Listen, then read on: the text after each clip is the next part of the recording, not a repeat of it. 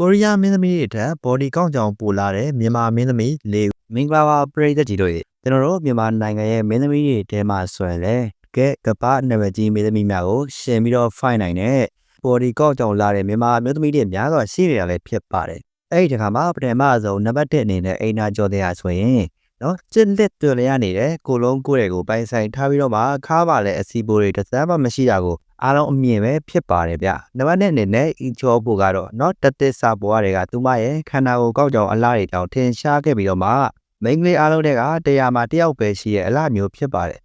အဲ့တော့မြန်မာဝစ်စုံဝစ်ထားရုံနဲ့လူတိုင်းအသေးဆွဲဖြစ်နေပြီးအီချောပိုရဲ့ပြိတ္တ90ရာခိုင်နှုန်းယောက်ျားလေးပဲဖြစ်ပါတယ်အီချောပိုနာမည်ကြီးတဲ့ကာလာကဆိုရင်အီချောပိုရဲ့နာမည်ပြောင်းဟာတင်ကြီးဆိုပြီးတော့ယောက်ျားလေးပြိတ္တတွေကစနောက်ခေါ်ခဲ့ကြရလဲဖြစ်ပါတယ်နံပါတ်3အနေနဲ့ကတော့စုအိမ်ဆန်ဖြစ်ပြီးတော့မှထူထဲလာတဲ့နှခမ်းတွေနဲ့ပနံတင်းလာစွာအပြင်းသာရှိုက်ကြီးခုငယ်တွေကိုပိုင်ဆိုင်ထားတဲ့စုအိမ်ဆန်ဆိုရင်တနေရာမှာအပြစ်ပြောစရာမရှိတော့အလုံးစုံပြည့်စုံနေပြီးတော့မွေးရပါအလားစစ်စစ်လည်းဖြစ်ပါတယ်စုအိမ်ဆန်ရဲ့ဒီလိုအလားတွေကိုမထောက်ပြစ်သွားခဲ့သူရရဲ့နေရာမှာတော့ယောက်ျားလေးအများစုကအစားထိုးဝင်ရောက်ချင်နေကြလည်းဖြစ်ပါတယ်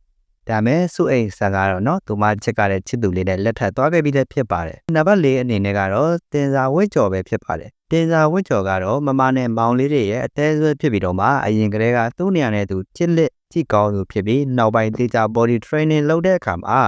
ဗမောစရာခန္ဓာကိုယ်ကြီးဖြစ်လာခဲ့တာလည်းဖြစ်ပါတယ်ယောက်ျားလေးပြည်သက်အများစုကတော့တင်စာဝစ်ကြော်ရဲ့အလားတွေကိုမှတ်မောပြီးတော့တင်စာဝစ်ကြော်ရဲ့အဖမ်းတွေဖြစ်ကုန်ကြရလည်းဖြစ်ပါတယ်